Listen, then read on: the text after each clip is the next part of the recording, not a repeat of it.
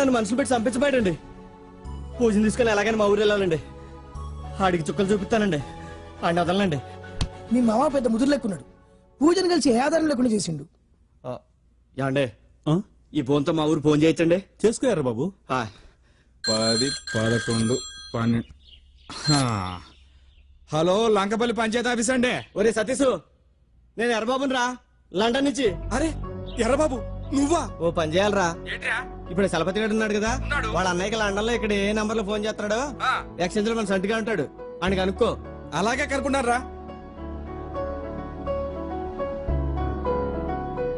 నెంబర్లు ఏమో తెలిసినాయా? తెలిసారా? రాసుకో. దొరికినాయా? రాసుకో. ఇంకో నంబర్ ఉంది, రాసుకోరా. ఇంకోటి ఉందా?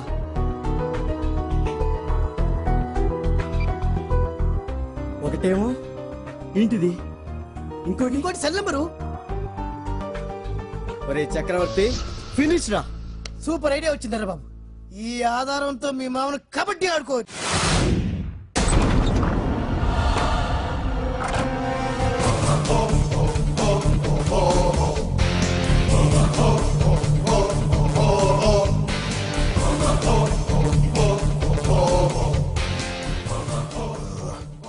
ఎర్రబాబు, ఎర్రబాబు.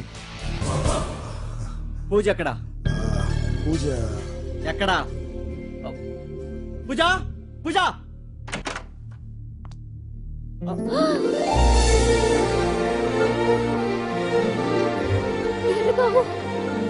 పూజ,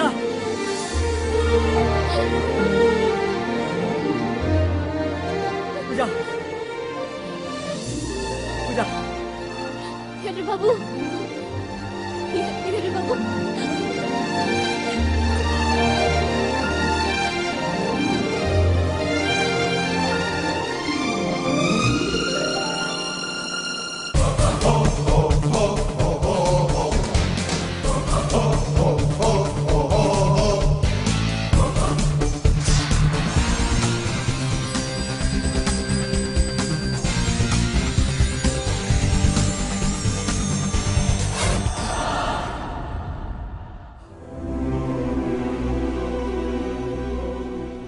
ఎర్రబాబు,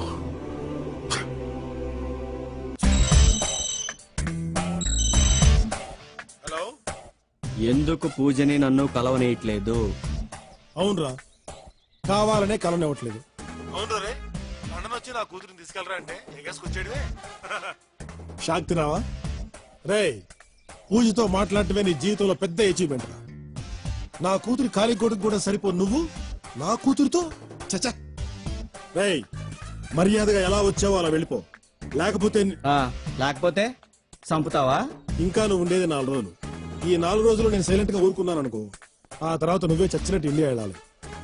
ఒకవేళ వెళ్ళలేదనుకో, పోలీసులే నీ మక్కలేదని ఇండియా పంపుతారు. నేను అన్నిటికీ తెగించే వచ్చా, అయినా నీతో నాకు మాటలేంటి?